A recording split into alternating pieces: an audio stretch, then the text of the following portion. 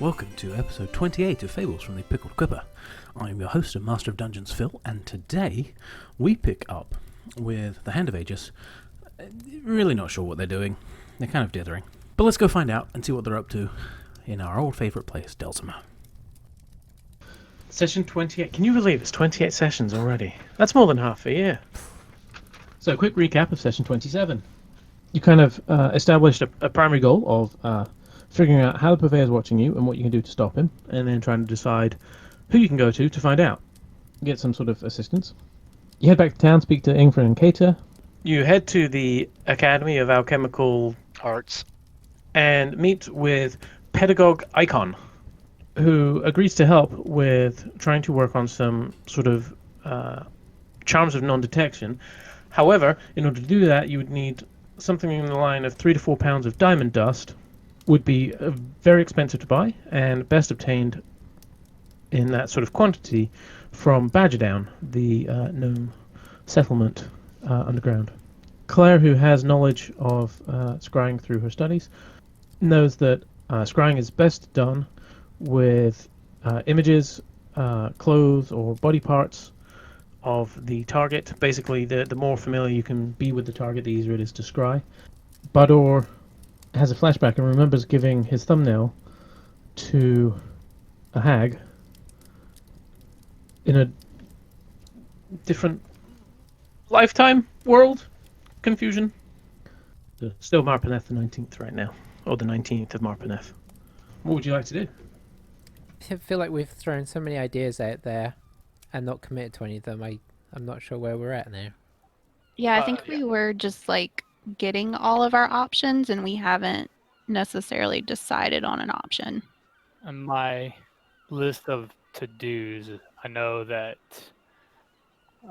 contemplated going to the Pholruth just on researching the history of the name of Delsima to see if there was any important information in regards to that. And then the Red Fangs at the docks.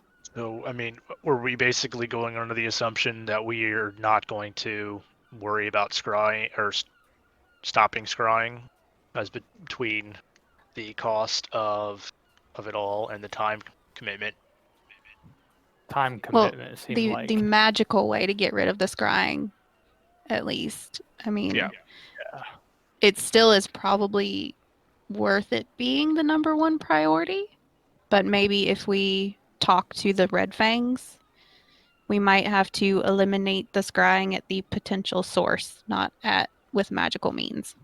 You mean killing him? Or potentially if it's the hag that's doing it.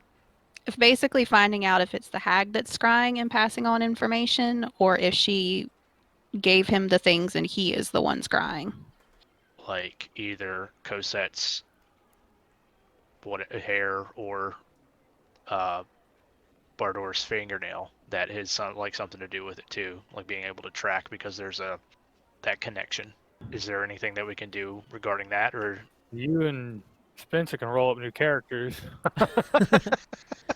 We'll just push you guys off the cliff and find some new people. I see. Yep, problem solved. So Time for my kobold character. So Esker's gonna Esker's gonna pipe up here and say, I'm really quite keen to get over to that island. I want to. It's the one thing that stands out as most. I was gonna say unnatural, but the most different.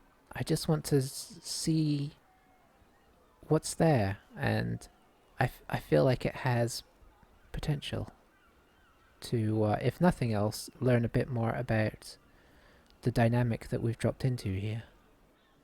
That and the Pholruth, we learned Duarte resides there. Oh, even better. Maybe there are people over there that know what's going on with him. I'm something tells me that he's not going to be available, but I don't know. But even if he's not, it would suggest that there may be others that know. And it is a hub as well. I mean, it just seems like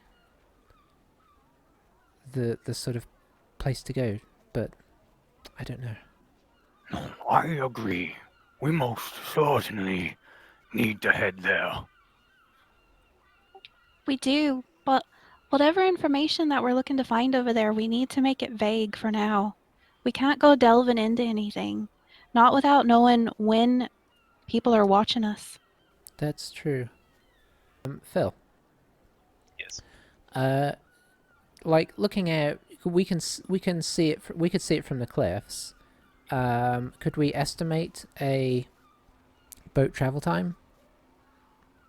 Like how long it takes to actually sail over there? I'm assuming it's fairly quick. We have like ferries running back and forth, right? Certainly, there seems to be a lot of traffic going in to the port. So you would guess it probably take 5 to 6 hours Okay. by boat, depending on the boat. Some of the bigger boats might be able to get there faster if they've got better sail power or if they're assisted Magic. by oars.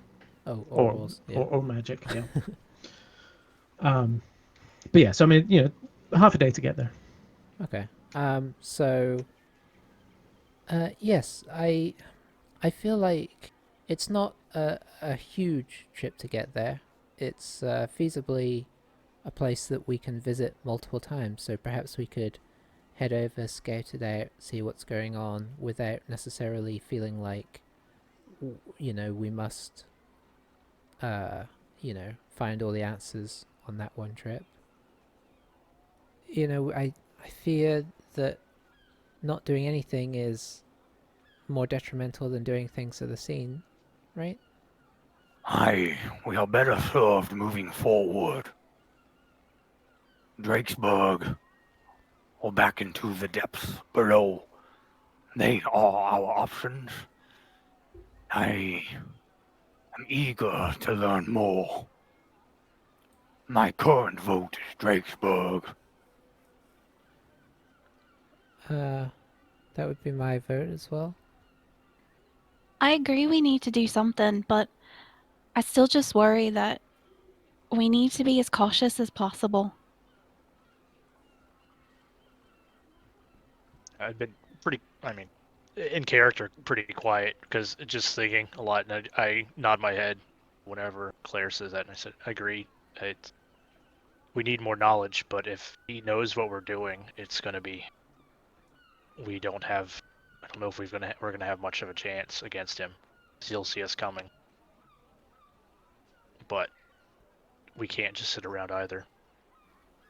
Yeah, I agree. I think if we're trying to gain knowledge, we may end up giving him more knowledge. Well, perhaps we separate. To a degree. Will be harder to track that way. I think we mentioned this, but nobody has a way to see invisibility as of now, right? Beyond me. Yeah, unfortunately, I don't have those spells. I mean, I certainly could, but I certainly don't. I mean, would it be worth seeking some training in those areas? Would I know, Phil, with my 20 on the arcane check, if there are like, can other people cast that kind of stuff on us? Like, I don't know if that's where you're heading, Spencer. Yeah, could we hire somebody potentially? Ooh, yeah, hirelings. Even Hire a person who sees things for you. I mean, human. Yeah, something. Possibly. That's a highly specialized skill set. Realistically, you'd probably be looking at hiring someone who is not unlike yourselves in skill level. Unless it could be someone who has specialized more and therefore, that's the only thing they do. So, it's not to say you couldn't find someone like that, but it's not going to be easy to find someone like that. Bear in mind, too, that particular spell doesn't last forever. Let's see. I presume it's something you'd do before you were about to do something sensitive. Right. Now, we've heard a little bit about Drakesburg, right? I know we've asked a few people some basics. is it? I know it's supposed to be some kind of hub. Do you think we could extrapolate that potentially it's a degree of a hub of commerce as well? Like there may be some, it might have its own merchants and such. Oh goodness, yes. Okay, You're pretty sure it's pretty a thriving. good bit bigger than Delzimer. Okay. There may be downsides to heading there, but perhaps there could be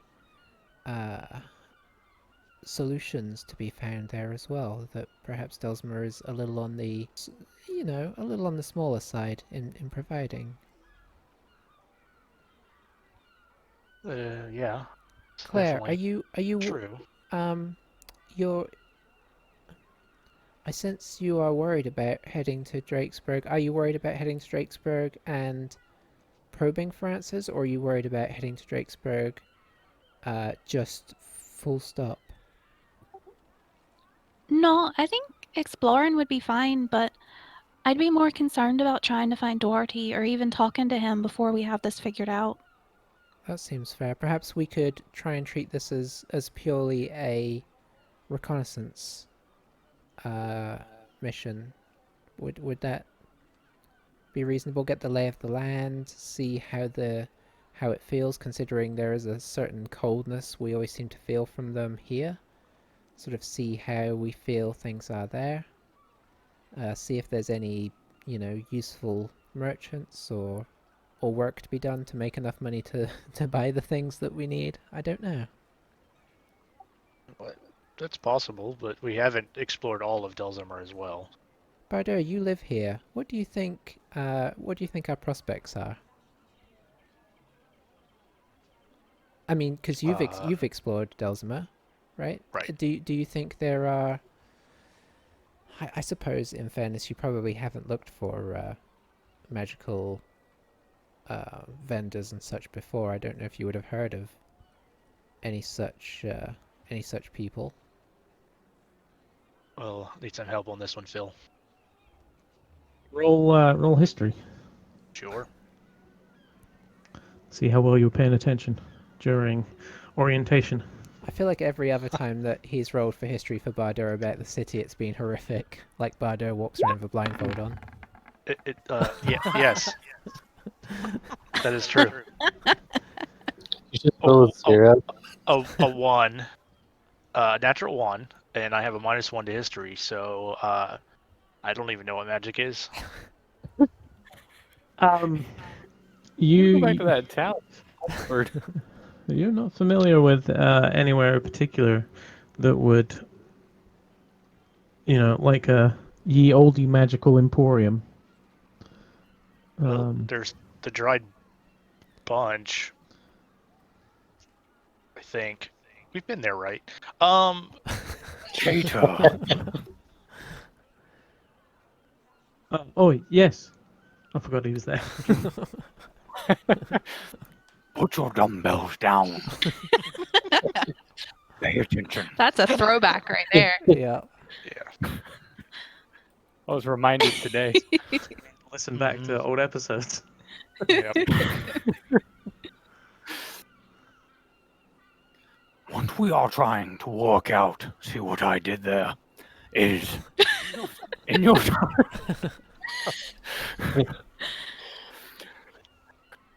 Composure. In your time with Ingfrin, man, were there any competitors, or did he have anything useful in regard?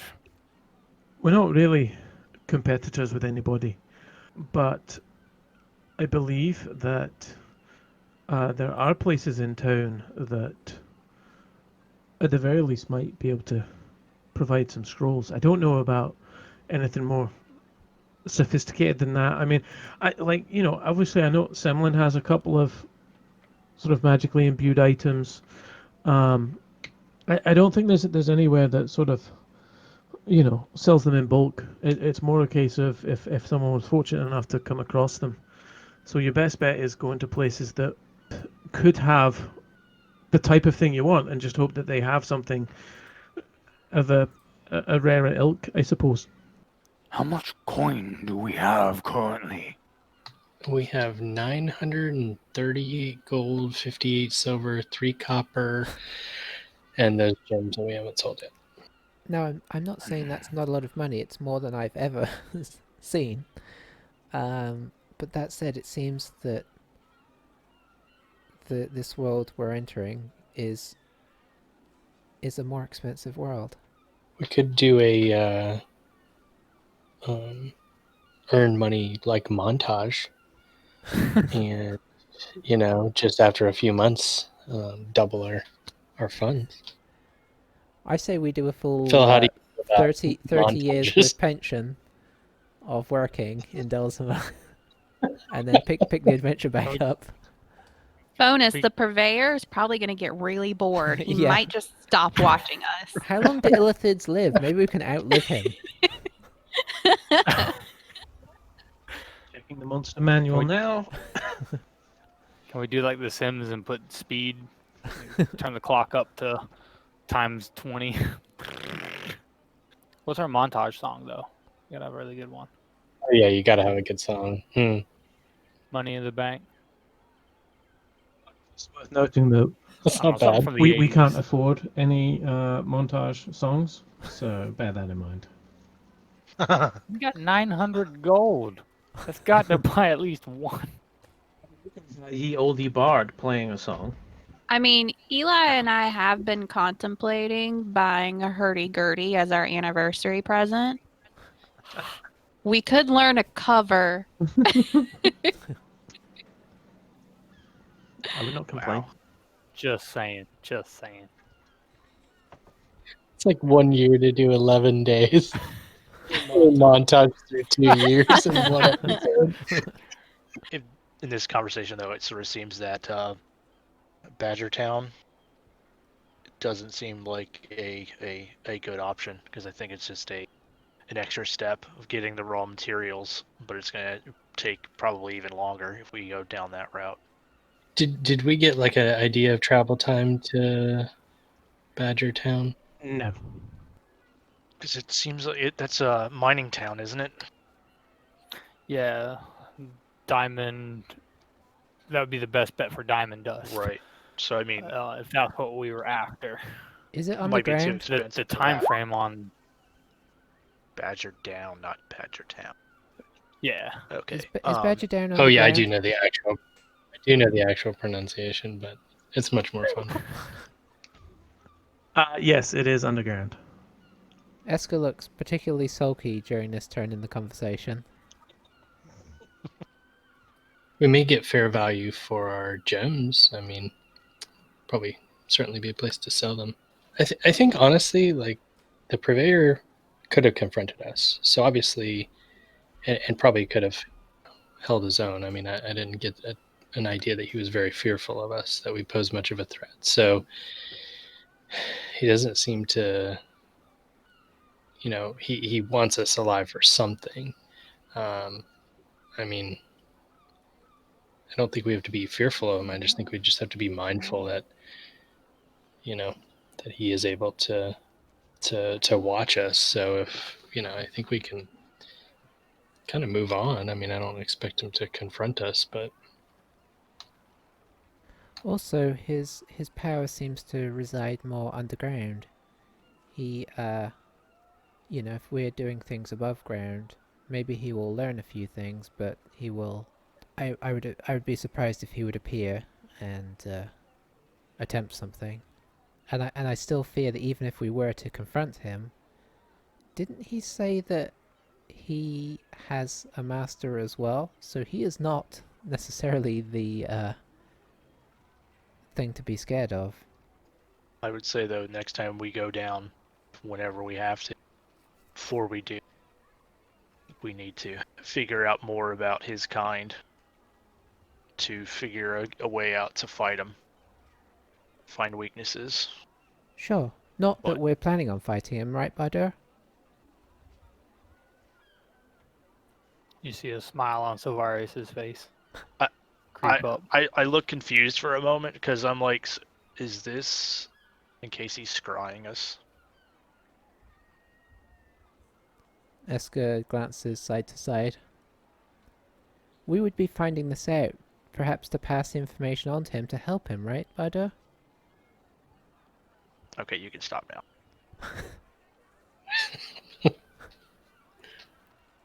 Well, if we want to go to Drakesburg to just get a lay of the land, we find some coin to get us further upon our objectives, and I think I can agree to that.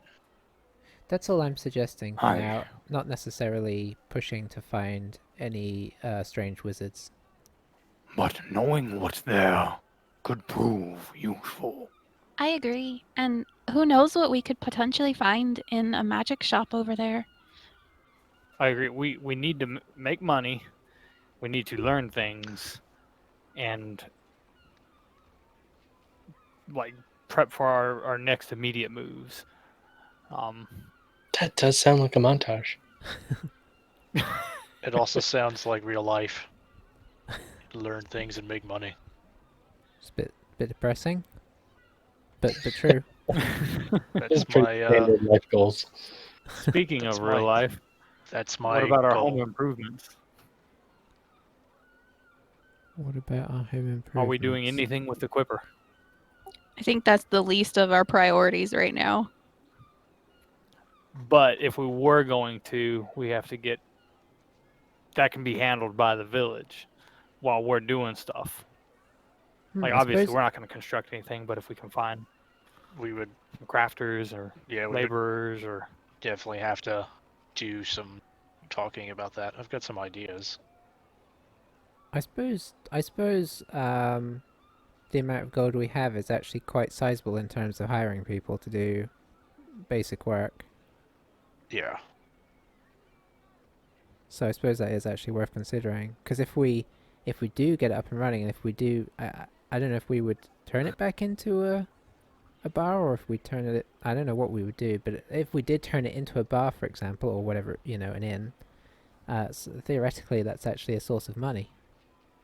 Is We could do a Yeah. montage where we don't work for 2 years, but we just make money off of our inn. And it's revenue, it's Claire information has- and rumors. Claire could create her own brand. We can Mhm. kill travelers in their sleep and take all their money. Oh yeah. That escalated quickly. Yes, it did.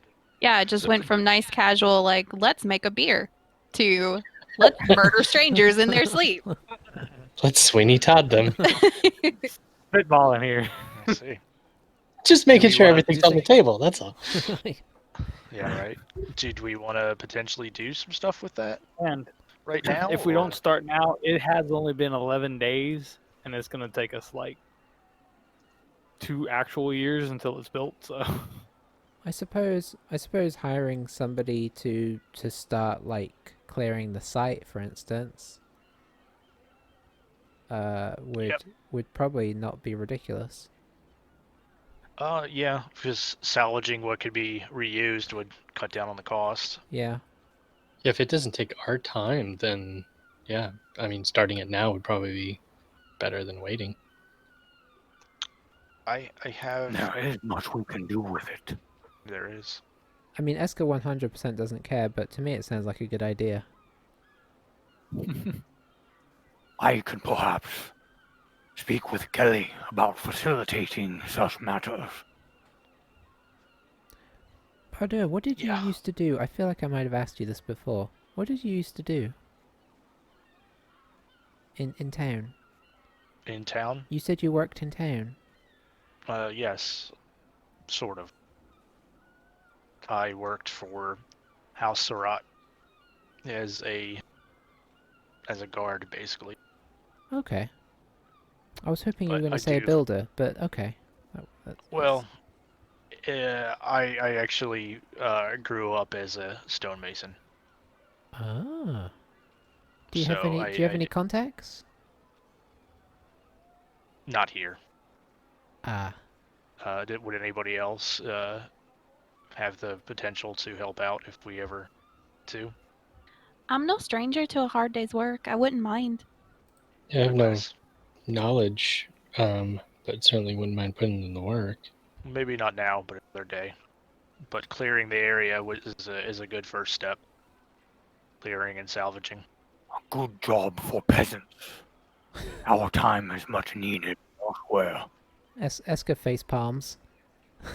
Yeah. I will squint heavily at Silvarius and say, "Watch your tongue." And Claire rolls her eyes in the background at Silverius. If clearing the inn is more important, by all means. Oh, it's not more important for us right now, but don't denigrate a good hard work. What we do is good hard work. I won't debate that. I've seen you in battle. Yeah. Stonemace is not your meaning in life. Not anymore, but it sustained for what some would consider a lifetime. I think perhaps, Silverius, it was more your tone than what you were actually saying. It was what was behind the words. But anyway, no need to get into that now. I feel like, Bardo, you may be the best person to find somebody. Where would you look? Bucket of blood? Maybe? Or would one of the other craftsmen in town be the one to ask? Maybe the smithy? Oh, yeah. He might know a carpenter in town. It would be more likely to ask either Kaylee or Semlin. They would probably know more reputable individuals. Something else we need to consider is the fact that we want to trust who we hire, and we don't want them to make off with any of the supplies that we're trying to maintain there. So, I mean, Phil, in fairness, go ahead. it has been stood there for a couple of weeks with nobody watching over it, so I imagine whilst there are probably good materials left, it's probably not too full of value. Would I know anybody or where to go in this regard to hire somebody to basically just kind of clear up the site for us, Phil? Based on the way you've been rolling history, you think you might be better off asking around. Yeah. Nothing necessarily springs to mind off the top of your head. I mean, we don't really have to go into this in detail or anything like that, but I mean, I can just go by Kaylee and ask him to, like, if we can hire somebody who to go to or whatever to just clear the site for us. Who's going in? Silvarius. Yeah, I'll go. Claire's gonna hang outside. I can tell going to. Oh, you're back again. Yes. Well met. Again. Well met. You're getting ready to head out for a bit, I believe, but wanted to potentially get somebody, hire someone to maybe start cleaning up the Pickled Quipper property, because that's kind of, it seems to have, we've been gifted that. Well, we were doing some other things. I was thinking we could get some stuff sorted out that way. So, do you recommend anyone? Okay, he's got the Pickled Quipper. Oh, that's lovely. What are your plans with it, if you don't mind me asking? Just curious. We don't really know right now. Just okay. clean it up a bit. So we'll see what happens in the next couple weeks and figure out something. And you're looking for someone who could clean it up. So you're not looking right now for construction per se. Just No. sort of clean it up and so on. Yeah, clean it up, salvage some what needs to be, what we can use potentially in the future. Okay. That's about it. But what options are there for construction that you're aware of? I mean, that may be something we look into down the road. The world is your mollusk. You know, I mean, you've got the property, right? I'm assuming you're not just claiming it. You've actually got the Ethereal filed and whatnot, correct? Yes, Mhm. we do. Then you can do whatever you want with it. Really, what you want to do is you want to talk to someone from the Guild of Masons, I would imagine. They're going to be your best bet for building. As to who you want to talk to, I mean, that's really up to you. Some of them are, as with every job, you have some unsavory characters who are willing to take advantage of, someone who's not paying attention. I advise caution. I tell you what, actually, if you go to the Pholruth, all of the Masons have to be listed. You know, they have to register at the Pholruth to be members of the guild. So there's a list there. I will say, as a personal recommendation, I got on well with Bjorn. He was a good sort. We had some damage due to a storm a while back. Bjorn Snorrison was the guy who helped repair the damage to the walls after we had that bad storm. Tree branch came in and cracked some of the stones and damaged the roof. So, you know, as a personal recommendation, I had no problems with him. But other than that, you could go to the Pholruth and get the full list of all the Masons. It shouldn't be too bad. At least the initial thing, I wouldn't think would prove too costly. Now, rebuilding, mind you, I was going to set you back a pretty penny. Would the Masons? Do you know if the Masons would do clearing work, or should we hire somebody else for that? I would say that you could talk to them, and they probably have day laborers that they could use. That's probably the easiest way, honestly. All right. Well, thank you for that advice. I appreciate it. All right. Well, that's it from me. So you have a good day. I'm gonna walk out. Goodbye. That was a little bit sudden. Just up and left. Oh, well, I don't think it was anything I said. I Such is life. him. Said, all right. Well, that'll do. Thanks. And knowing Silverius, I figured he might have had something to say to him. I just leave it. Let it be. I will say, all right, well, I don't really want to take a whole lot of time on this. I don't want to hire someone from a bar because I don't trust that. I don't want there to be shoddy work on this. I know that we're not really focused on this right now, but still, it's best to do it the right way. If you want, I can go to the Pholruth and figure out how to maybe set this up while the rest of you go down to the Red Fangs and you want to talk to them, figure some things out, and I'll meet you there. I'll nod to that. While you're there, make sure to ask to get a basic history of Delzimer. Mostly focused on the origins of the town. Right. Okay. Anyone going with Bardor? No, just Bardor. Okay. Just what? Where's everyone else going? I believe we're heading to the docks. To find the Red Fangs. So, I mean, you kind of do that thing where you all agree to say goodbye, and then you end up walking in the same direction for a bit. It's kind of awkward, but for now, at least you're on the same road. So you just kind of just We'll meet back here. And then we all start walking yeah. over. Oh, you parked on this floor too. Oh, okay. But eventually, Bardor's path takes him left towards the center, and the rest of you head right towards the docks. You do you know where you're heading in the docks? Is it the Reaching Hand? Is that the I think tavern? it's something with hand in it.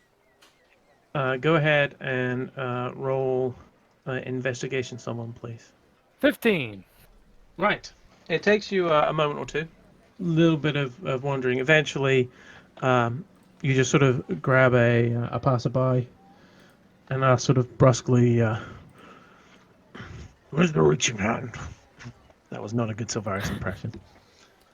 I hadn't prepared for it, so I wasn't ready at all. He's looking up at this More from the back of Yeah. the throat. Looking up at this guy who's 7 foot and scaly. What did he say, Phil? He said, "Where's the reaching hand?" And the guy sort of squeaks a bit and points you in the right direction. And you come across a rather resplendent tavern. Are we actually going somewhere you wanted us to go, Phil? I've got a map. Oh boy. I wonder how many weeks ago we were supposed to come here. Couldn't possibly say. And I tell you what, I definitely didn't do. As we're about to go in, Eska says, "You know what? We probably shouldn't do this. Let's head back to town." We really probably should have gone with Bardor. Yeah. We really shouldn't have let him go by himself. That was rude of us. Yeah. Bardor's walking in with a big smile on his face. We finally got out of that group. It really holding me back.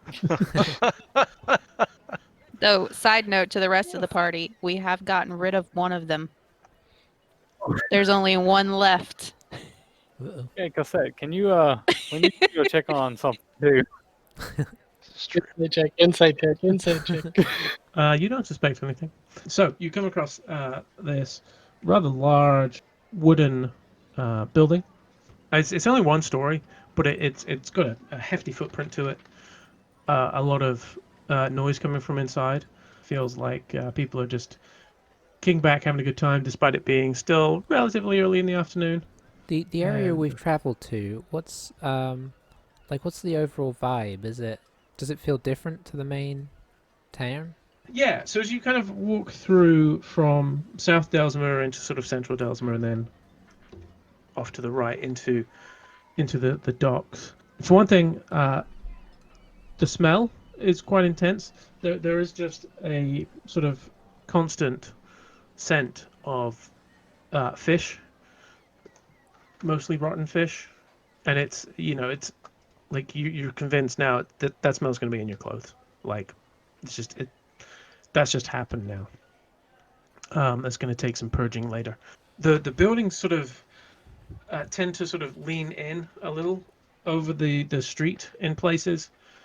Not so much. This one is set back a little bit from the street, but sort of like looking up and down the street further away, you do see like the buildings just sort of lean over. It feels a little more cramped here. It's not as a result, the light doesn't get through quite so well.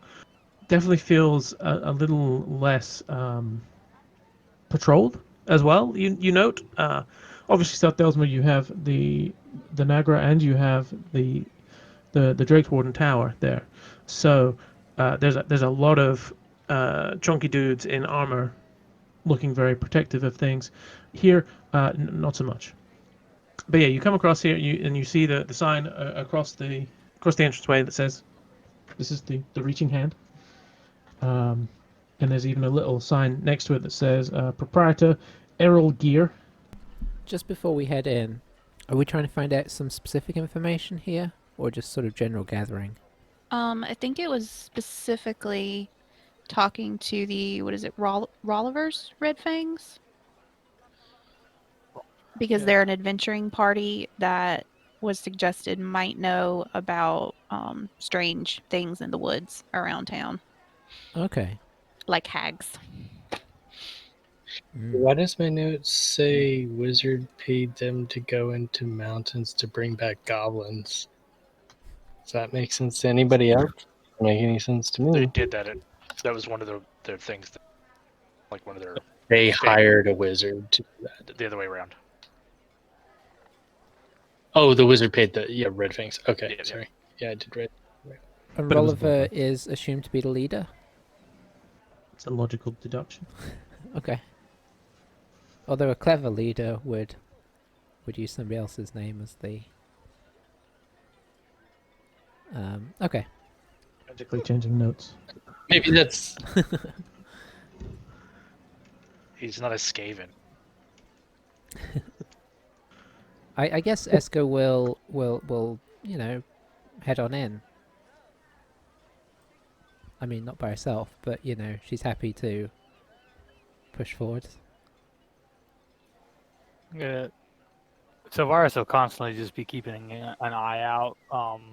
You describe the place as not being guarded, right? But it's like generally jovial, or is it kind of like a little shady? ¿Por qué no los dos? It's a little shady and jovial. Okay, I'm just gonna keep it for shade Okay. then, for shady. All right. So as you walk in, there's like a definite lull in conversation. So Varus, you always cut a pretty notable figure everywhere you go. And so, you sort of stride in your armor, and you see that there's a couple of folks who appear to be armed. Most of the people here are common folk, you would say.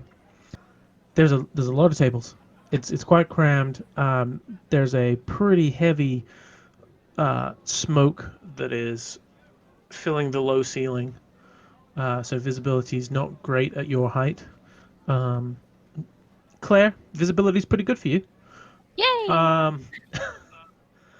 You do see a halfling female behind the bar. You note that the bar is there's like 3 different heights for the bar. You see her behind the sort of the shorter part of the bar. Actually, coming out of the room in the back as you walk in, there's a very burly human with long braided copper hair who comes in carrying a barrel and pops it down behind one of the other bars, like the other portions of the bar, I guess. There's a couple of lit fireplaces that are roaring, helping with the slightly cool day. And off to your right, you do notice a couple of folks who seem inconsistent with the rest of the people here. One is standing there, has dark hair pulled back into a ponytail, and has a rapier very clearly displayed. The other one, a tall elf, just sort of casually playing, just like handling and sort of like fiddling with a light crossbow. Where are they? They are off to your right. Immediate right or distant Yes. right? Immediate right. Do they look like they're like guarding? Is that like kind of a half open door that they kind of seem to be just posted up around? Perception check. A 3 What total. door? Oh, just standing having a Yeah. chat next to the wall. So Varius is in the way. I can't probably see around him. Yeah. So, I'm gonna wander over and attempt to go through the door. What door? Didn't you say there was a door? Cassette claimed there was a door, but then Cassette couldn't see it, so. Okay, I'm gonna look around to see if there may be any. I'm gonna look in their direction and see why they'd be standing next to this wall. Oh yeah, as soon as you walk out there's a door there. Okay. It's very hard to see when you're up against the wall. So yeah, I'm just gonna pull my hood down, and I'm going to walk over, give them both a very friendly nod, and attempt to walk through the door. The one with the rapier just sort of steps and obscures your path. Can I help you? Yes, I'm here to see Rolliver. Oh, you are you? Yes. And what makes you think Rolliver's in here? You look like the kind of people who would, hang around with him. What makes you think Rolliver would want to see you? Oh, that's a relief. I thought you were going to say what makes you think Rolliver's a man. Oh, he's expecting me. Make a deception check. Guys, I just want to let Phil use this map, that's all.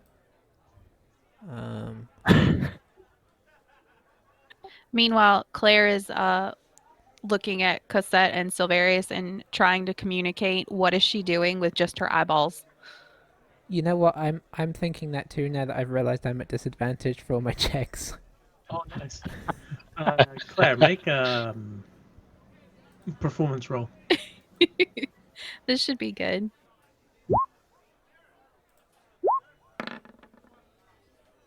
Ouch. A 5. Also a 5. Let's ignore that it was a natural 1. No. He just sort of dead eyes you. Claire, you try frantically to get this over. Cassette and Silverius, you started to. There's been enough sort of like weird frantic looks between your party at this point that you kind of know what's happening, even though you might not know exactly what Claire's trying to say. You get the gist that she's concerned. Eska, he just like dead eyes you and like, yeah, all right then. Just have a seat over there, and he'll be with you any minute. Okay, thanks. I sit right here and just look at them. What'd you say your name was? I didn't. Well, can I let him know you're here for your appointment if he doesn't know who you are?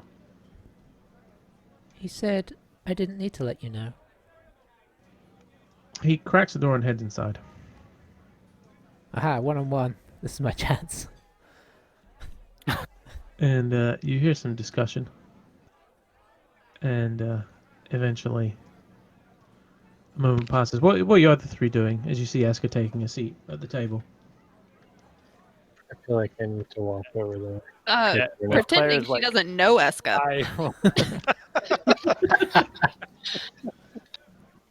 I honestly, after all we've played, I really don't know this. No, this is weird. She walked right on up, and I'm just like, me and Silvarius both are like, what in the world? Well, then there was 3 party members. Fair enough. I think We 3 would go over to where else. So.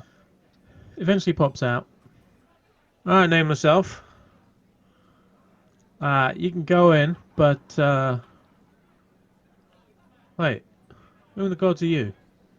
As he realizes you've gained a following. These are my traveling companions. Hold on.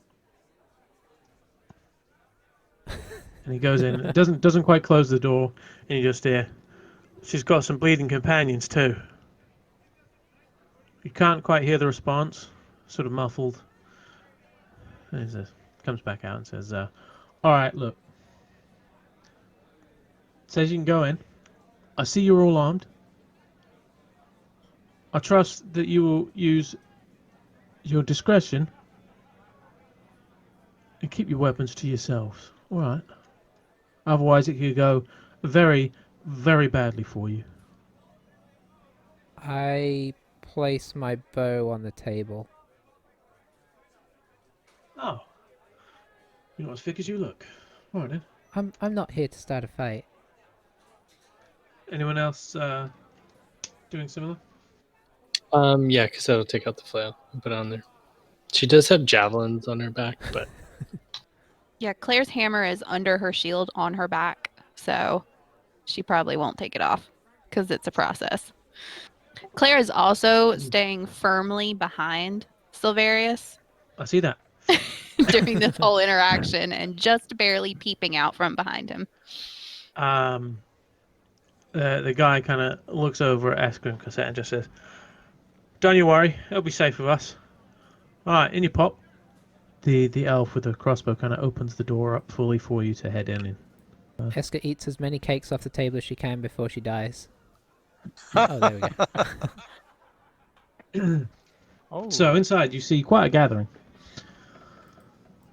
Seated in the center, you see a male dwarf, quite dark skin, long brown hair, long brown beard, and he seems to be currently talking to a white dragon wormling that is perched on the arm of what is apparently his own couch.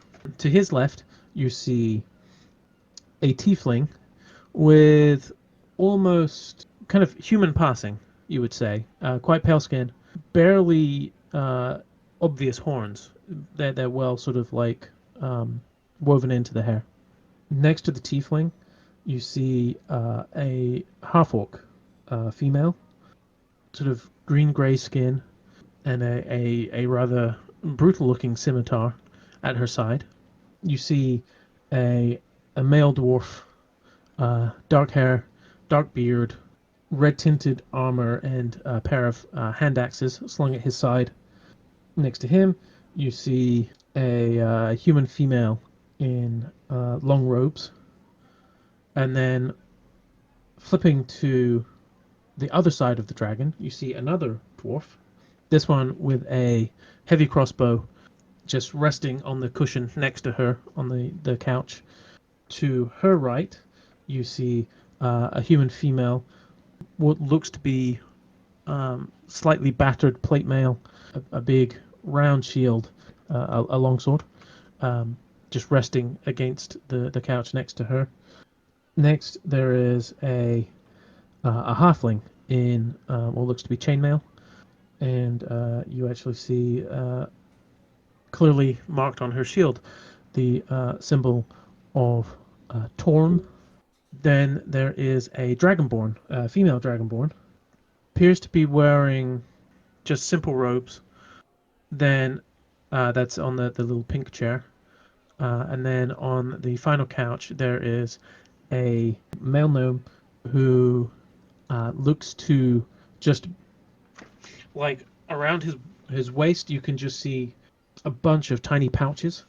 And there's a little pair of pince nez, little spectacles that just sort of like sticking on his nose. And then finally, a female elf, very pale skin, dark hair, and a very stern look on her face. The dwarf stops talking to the wormling and looks up. I heard you are looking for Rollivar. Congratulations. You have found him. I am Hazim Rollivar. But now I am at a disadvantage because I do not know who I am speaking to. Please, introduce yourselves. And as he says that, the blue flame in the fire pit in front of you sparkles in unison with his voice. You kind of see at each time he speaks, the flames crackle and flicker. Please forgive me for the brash entrance, but we are the Hand of Aegis, a group that has only recently come to this area, and obviously your name came up as a local known adventurer yourself, and we thought it would be nice to make your acquaintance and possibly just compare notes. My name is Eska. Eska. Very well, and your friends? Who are they? I wouldn't like to speak for them. She looks round. Cassetto, do like a little curtsy in metal armor. So it's kind of squeaky, maybe. Cassette, nice to meet you.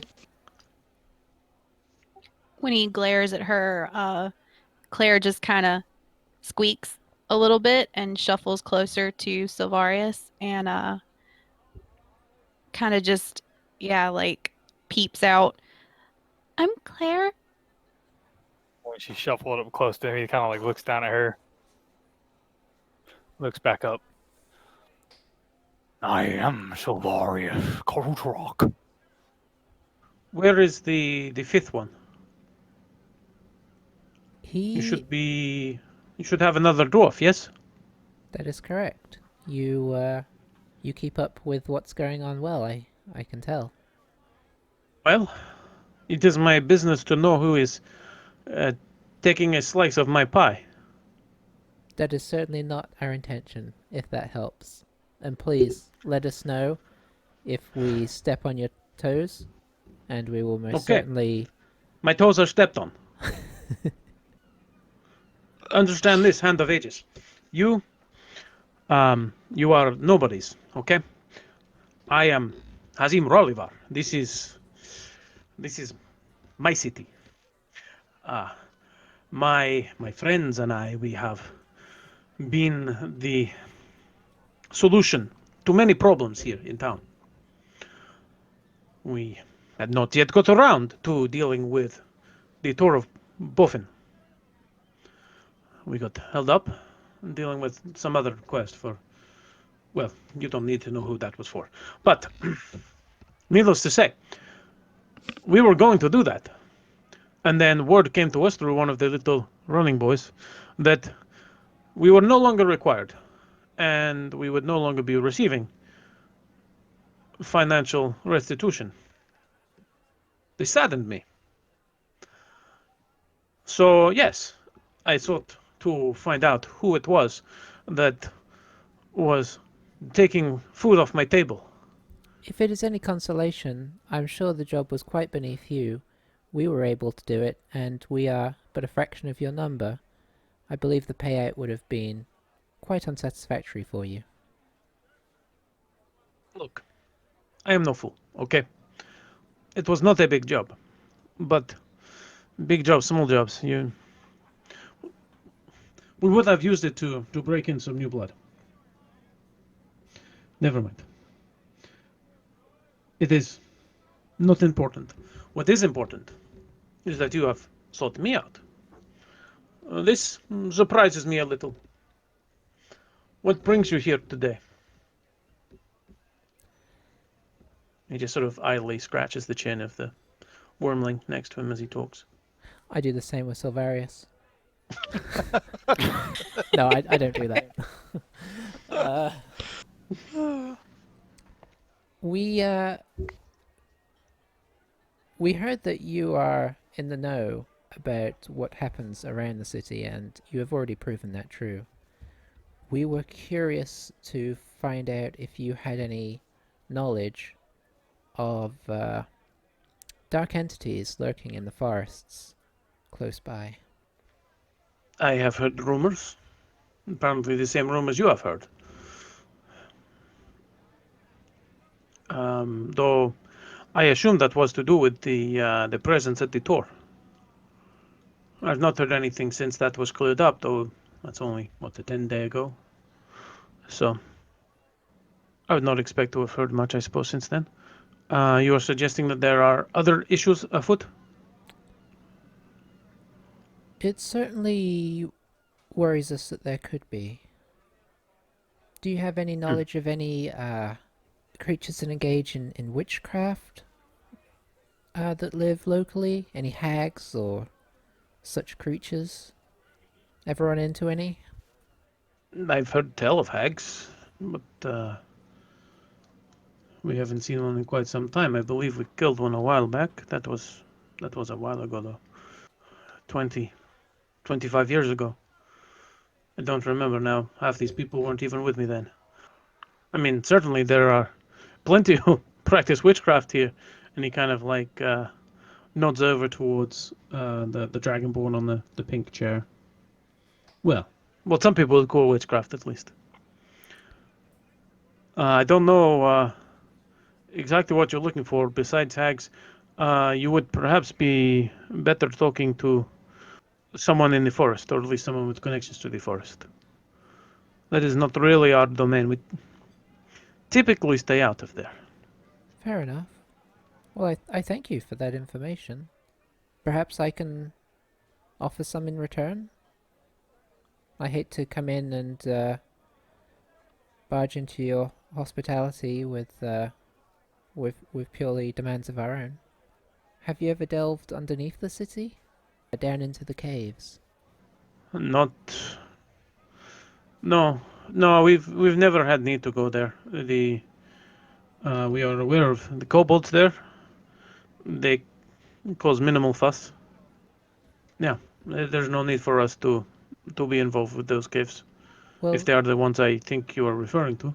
Yes, we did run into kobolds down there, and they seemed friendly enough, but I suppose just as a potential help if you ever find yourself having to go down there, there is a creature down there. I believe they call it an illithid as of right now, who is definitely above our pay grade. A creature that we've run into a couple of times, and can manipulate the minds, talk into your mind. Perhaps it is of value to you to know, just in case you ever find yourself having to delve down there. Looks to his left and right, and the tiefling sort of like leans over and whispers something to him. That is not good for any business. I'm gonna watch the. I'm gonna try and keep an eye on, especially the tiefling's face. And I'm just gonna say, calls himself the Purveyor. Ever heard that name? Roll insight. 6. Yeah. It's odd. Despite the tiefling looking fairly like a lot closer to their human ancestry than their fiendish ancestry, you find their face rather inscrutable. And Hazim just looks slightly perplexed. The Purveyor, an interesting name. So you have you know the name. You have had dealings with this Purveyor? Unfortunately so. We actually helped out the kobolds slightly because they were afeard of these creatures, and have run into it twice now. I personally do not wish to run into it again, but I fear our paths may cross in the future. It sounds like you have that covered. We don't need to. Until someone comes to us with a contract, I think we leave that one be. That's fair. I just felt like I should offer up something to you in return for the generosity you've shown us. Well, certainly, I will be sure to not find myself going into the caves anytime soon. Yes, yes. Again, unless someone gives me some good coin for it. If they do, be very careful. Oh, I do not get to live to this age doing what I do without being very careful. And he kind of like looks at Claire, especially realizing just how young a dwarf Claire is, and just sort of like gives you a sort of knowing look. Now, you seem to have come here for good reasons. You have, as far as we can tell, a good intent. So, let us perhaps move forward from today in the spirit of camaraderie instead of rivalry. Yes? Oh yes. Excellent. I have a business opportunity for you. Okay. We're always open to potential business as long as it doesn't obviously conflict with your business. This is, how you say, subcontracting. Okay. My companions and I just returned from, again, I cannot say, but we would like to recover from that before heading out. And as he says that, you kind of look around, you do realize they do look a little battered up. Obviously, you already saw that the plate mail on that one human was looking very battered. But you can see some bruising and some, some of them are sitting a little awkwardly, like they're sort of nursing some pain. So perhaps you take this one off our hands. We obviously take a portion of the fee as for handing it out to you. Everybody leaves happy. What is it you're looking to do? Or have done? So, I don't know if you've heard. there is a trading route that has been beset. Unfortunately, this seems to keep happening. I am aware of the Chimera before you say anything. Of course I'm aware of the Chimera. Unfortunately, we were off doing the other thing. So, no doubt you have heard of the gnome settlement of Badgertown, yes? It has hit our ears, yes. Oh, it is about 3 days travel from here, underground to the north. It is my understanding that there has been a unexpected stop in deliveries from Badgertown recently. I was just made aware when I returned from the other thing. So we got reports of orcs down there. Numbers were hazy. They suggested that there was some sort of orc boss of some sort who had taken up residence along the trade route and was taking for his own whatever the traders were trying to bring through. The job is simple. Eliminate the delays. May I ask what the fee would be? Our fifth member, very money conscious. I would hate to let him down on that front. For you, it would be 800 gold pieces. I see. Cosette's eyes get really wide. Same for Claire. Savaria's face is There is a fee that we will be retaining from the original request, but Yes.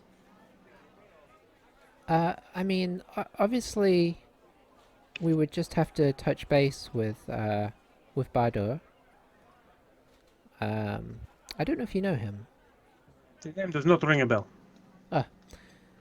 Okay. I mean, in fairness, he's not the best at keeping up with local people or history, so there was a fair chance that he knows you pretty well. But yes, if you would allow us to check in with him and maybe bring you an answer within, I think he is on his way to meet us. He just had to go take care of some business at the Pholruth. Then perhaps give you our answer. I'm accepting this arrangement, yes. Eska kind of glance over her shoulder to see. I guess she's just seeing a lot of shocked faces. She's trying to sort of gauge whether people actually want to do this or not, but it's probably hard to gauge right now. To be fair, this is probably the most Eska has talked in one string than any of us have ever seen. Yeah, sounds right. Well, it looks like we did kind of interrupt a meeting here, so maybe we'll retire to the main inn and wait on our companion, and then let your friends outside the door know. Forgive Ilkmuf. He is brash, to say the least. In fairness, I may have been a touch brash myself. That is the impression I was given of your group anyway, so I'm not too surprised. Very well. See yourselves out. We will continue our conversations here. Thank you, sirs and madams. There's one table currently available that has 4 empty chairs. These What people. kind of pie were they eating? Give me a perception check. A piception check? Really hope I get this one. Perception check.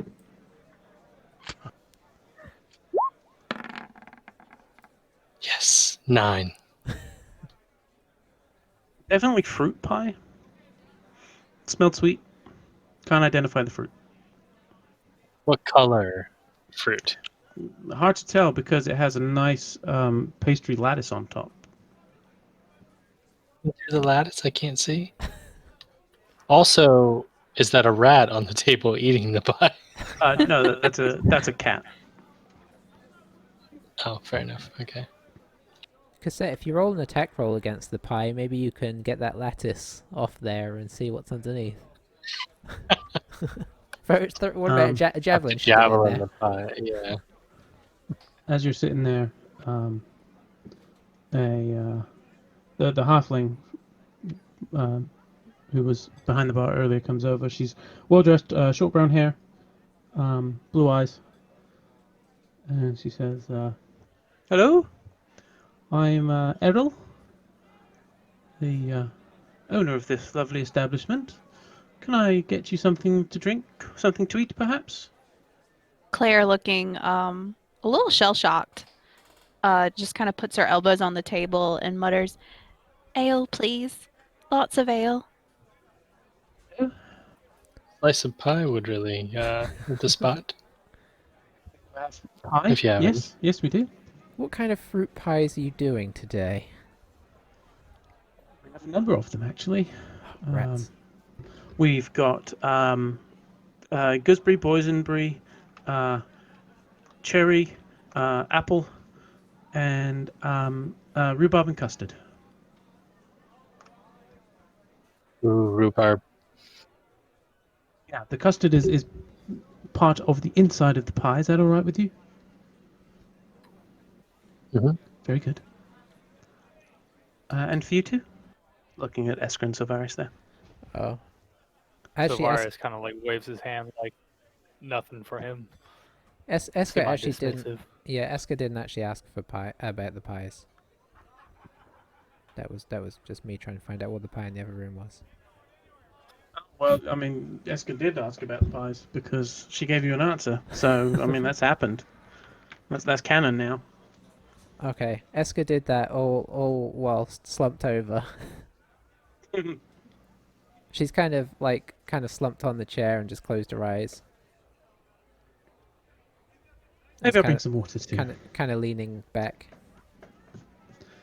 And she potters off and starts putting together some stuff. You hear some clattering, and she barks out some orders, and you hear her say something.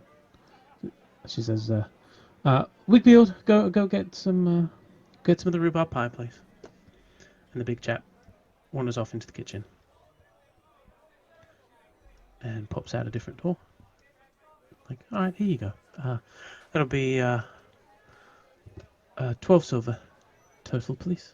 You think that sounds like a lot, but then you realise that you've got about half of a pie on 4 plates, and Claire, in front of you, there's 2 flagons of ale, and then there's a pitcher of water that you can see the beads of condensation on it, so you know this is cold water. It looks quite fresh. We can just keep a tab for now. That's fine. Potter's back off. So Varus has his hand on the back of Eska's chair, and he leans down with his head level to her and kind of growls a grumbly little. Awfully forward today, or this hour, aren't we, Esker?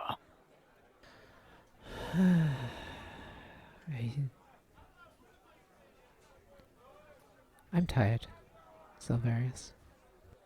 Sort of why I'm thinking we should not act in such a manner. And he walks over to the chair and sits down. The temptation to gust the chair is too strong.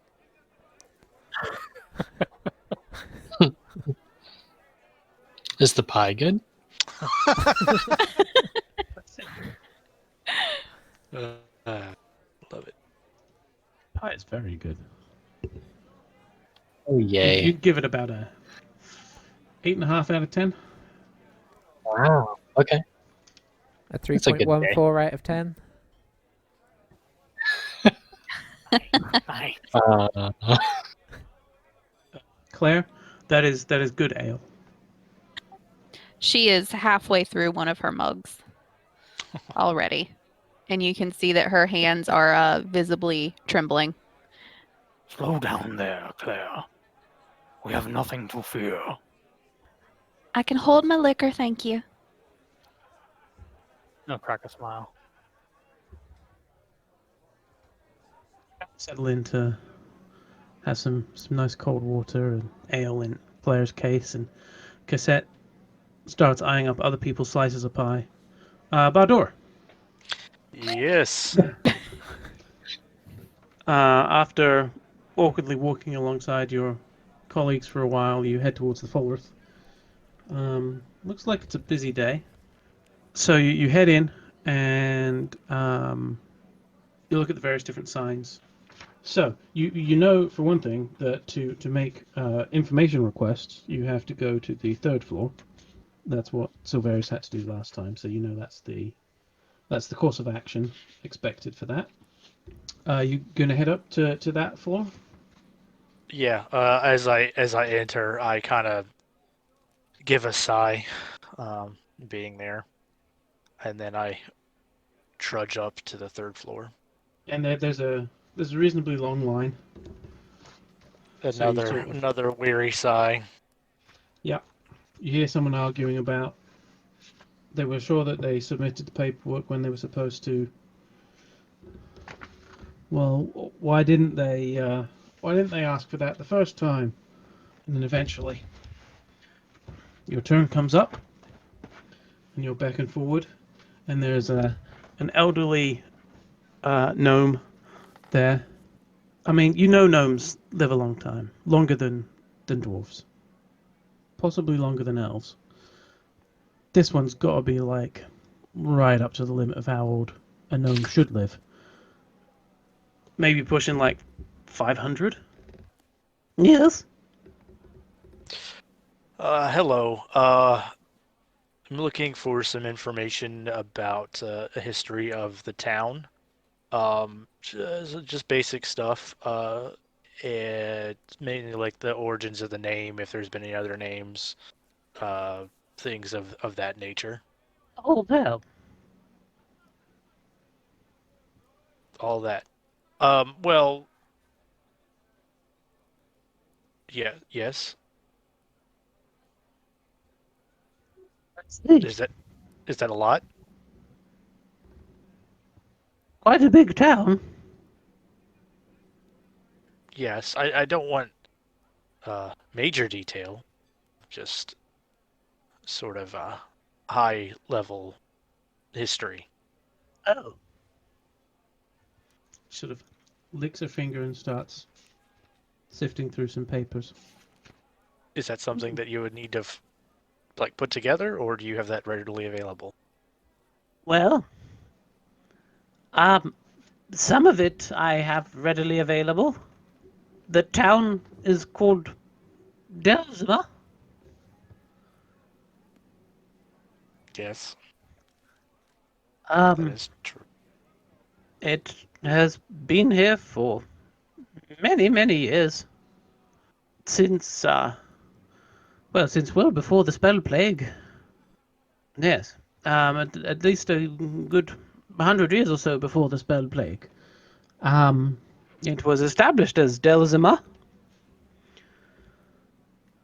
Back before the spell plague, it was just a crossroads, really, on the way between different places. And then spell plague happened, the water rushed in, and all of a sudden we became a port.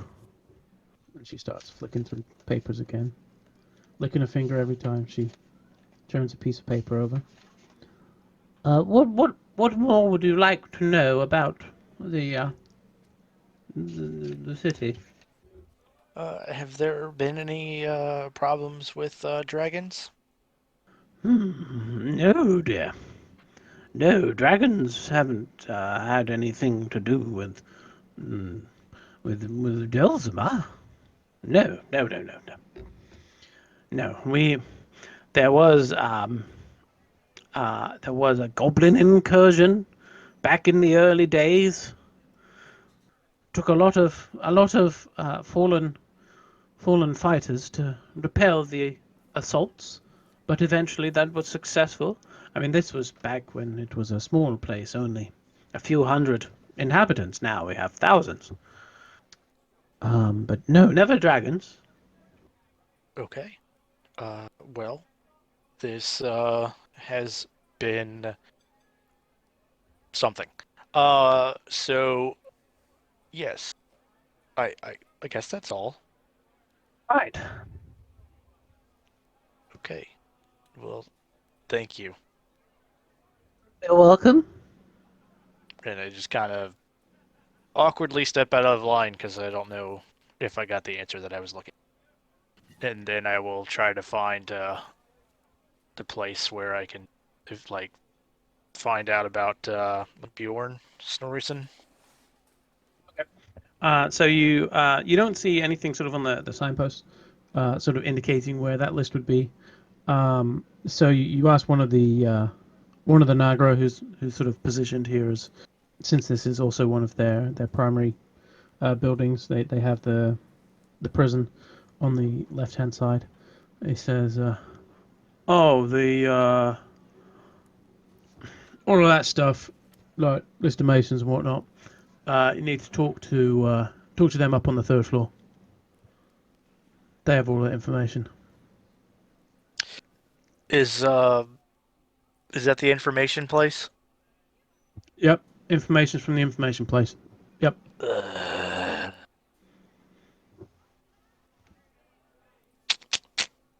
Alrighty. Thanks. So I mutter and in Dwarvish, obviously. And I kind of stomp as I go back upstairs. Line's a little bit longer now, so waits a little bit longer. But eventually, you're called up. Next. Hello again. Oh, Hello. Do I know you? No, not at all. Right. How can I help? I need some information about a mason, a Bjorn Snorrison. Bjorn Snorrison. Okay, one moment. Pulls out a piece of paper and hands it over to you. Fill this out, please. And it literally just says, it's a small sort of like requisition slip. Just ask for your name, the name of the person you're inquiring about, their occupation, and the purpose for the information. I'll start writing down, and I mutter that there had to have been an easier way to do this. Is that also in Dwarfish? Yes. Yes, it would. So I sign that and do whatever I need to do and hand it over. She picks it up and just looks at it. Barn door. Yes. It's a bit like barn door, isn't it? Interesting. Right, one moment. And she reaches over, grabs a little stamp and stamps the slip, and then very painstakingly pulls herself out of her chair and hobbles over to the large bank of shelves and drawers and stuff on the back wall. And you see her sort of like tracing the names, looking for it, and eventually finds a shelf unit, pulls it open. You see her licking her finger multiple times as she picks through the files and comes back over. Right. Bjorn Snorrison, Master Mason, can be located in the O'Laundron portion of town. He has a shop registered to him called Mason Power. And oh, it's a little unprofessional. There's a note here that just says he's very, very cheerful. Anything else, dear? Based off of that information, would I know how to actually get there or make my way? You feel you certainly would know the part of town. You know you know you can kind of get into the rough ballpark and then probably just get some get help from someone who's close by can direct you there. Gotcha. All right, that'll do.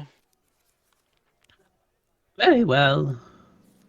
And then she adds, "You're welcome," but that last line is in Dwarvish.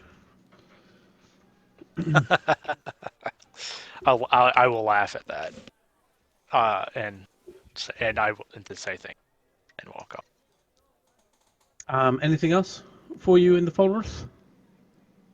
No, I just out of curiosity, how long did that take total? Like actually in the building, only about half an hour. Oh, that's not too bad. No, it wasn't a crazy line. I was thinking I was like talking to Flash from Zootopia.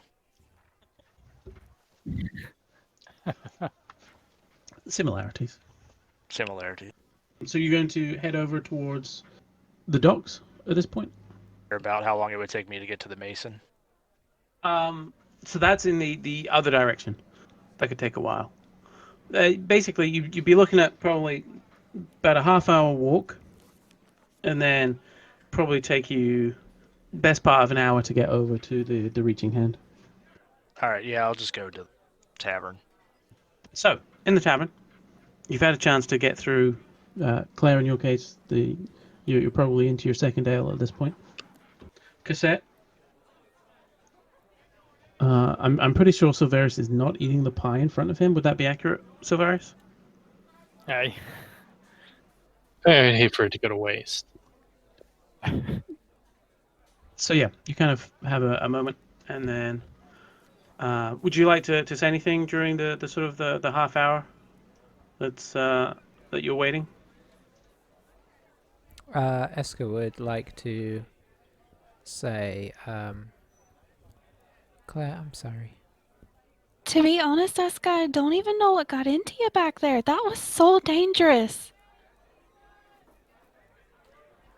I don't either. I think I'm just a little tired, a little frazzled from being underground. I used to be a little more outgoing, in fairness. But, you know, travel makes you wary. It was probably a little bit more like my old self, but still, not really advisable. I see that now. I mean, we're lucky it turned out okay, but we've got to take a moment and discuss these things sometimes. It's true. I think maybe I need to just rest a little. Get my wits back about me. Now that she's made it through almost her second pint, Claire definitely looks a little steadier. So eventually Bardor shows up. Suppose we saved him a slice. I haven't touched my slice, so he can dig into that if he likes. Nope, 8 years. Two of us. After finishing her second pint, Claire finally realizes that there is pie on the table and looks very happy. And delves into her slice. Bardor walks in. Eska's so tired that she thought that the barkeep said that it was poisonberry pie, and she decided she should not have any of that. So I'm It's a few con saves between a Yeah. good. I think a good pie's worth. I'm going straight to the bar. you completely ignoring us? Oh, well, you don't know that right now. But I like look at you and I'll nod, but I go to the bar and ask for beer something strong. Yeah, I can do that. And she sort of like eyes up the group at the table, and just sort of says, "You with them?" That I am. All right, we'll just put it on the tab. And she reaches underneath the bar and pulls out a dark red bottle. Pulls out a heavy stopper, and pours the glass, and the liquid is a bit viscous looking, a very dark amber color. How And big is it? What the glass that she pours for you? Yeah. She gives you like 2 fingers worth. All right. You kind of pick it up briefly, and just before you kind of see as you pick it up, like the liquid almost seems to like stick to the glass a little bit. It's weird. You down it? It is strong. It is smooth. It is silky smooth. Make a Constitution saving throw with advantage. 22. Takes the edge off a little bit. Feels good. Good. I'll ask for another. As soon as you put it down, she had already started pouring. Good. I She lift knows it the up business. and nod, and then I walk over to the table. The 5 of you are reunited. Pie has been eaten. Bardor, you do see there is a piece of rhubarb and custard pie in front of you, waiting for you. That's been sort of slid over in front of you. Eska looks slightly concerned that you're about to eat it. I mean, I'll eat. Cassette does not look like she's eaten 2 slices of messy pie, in fairness. Cassette looks pristine, having daintily sort of mopped up any crumbs. More speedily than she normally eats, but still. Still demure. Yes. And Silverius is looking real grumpy on a chair. Arms crossed. And before you have a chance to exchange news, I think that is where we will call it for the night. Well. Dun dun dun. What better place to end than on pies? Yeah. It's absolutely priceless. That's not Ew. my best work. That I liked one- it. Encourage you.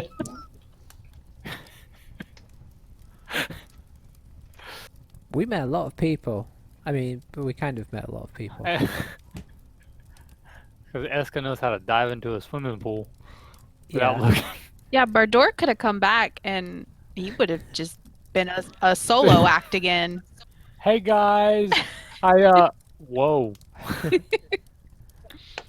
So 4 of us out back behind the inn. I will. I'll ask the Rolliver if he needs a new ranger. Yeah, I'll be honest. I didn't expect that many people in the room.